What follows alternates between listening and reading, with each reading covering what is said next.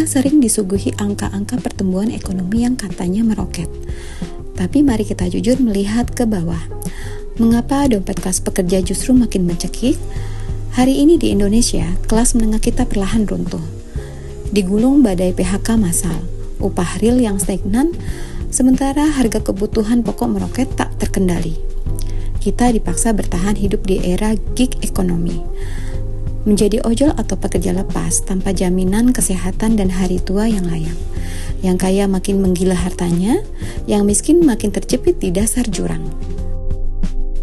Ekonomi kita hari ini tidak sedang baik-baik saja karena sirkulasi kekayaan hanya berputar di lingkaran elit yang itu-itu saja. Kebijakan seringkali lebih berpihak pada pemilik modal, oligarki, ketimbang rakyat kecil yang memberi suara saat pemilu.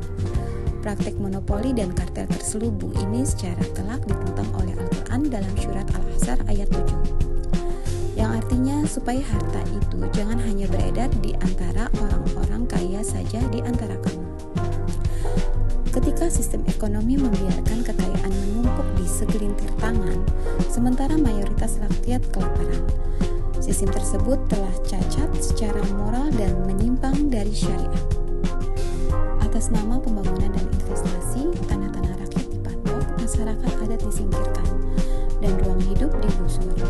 Tanah kini bukan lagi instrumen kesejahteraan bersama, melainkan komoditas spekulasi para mafia tanah dan pengembang raksasa yang membuat generasi muda mustahil memiliki rumah sendiri.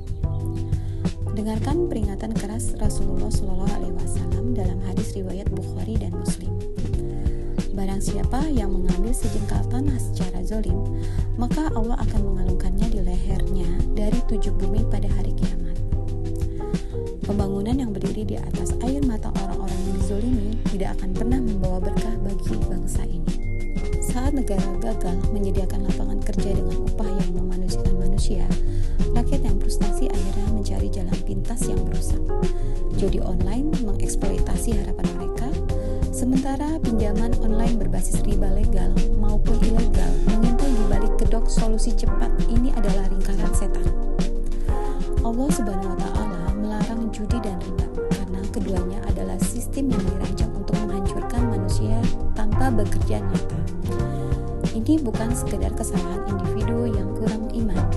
Ini adalah bukti kegagalan sistemik yang membiarkan bisnis-bisnis haram ini memangsa masyarakat yang sedang rentan dan putus asa. Indonesia tidak akan kekurangan harta. Kita hanya kekurangan keadilan dan nyali untuk memenuhi sistem yang korup. Ekonomi Islam bukan sekedar laba halal pada produk bank, tapi tentang menegakkan keadilan, menghapus eksploitasi, dan mengembalikan hak rakyat kecil. Saatnya kita bangun dan bersikap kritis, karena mendiamkan kezaliman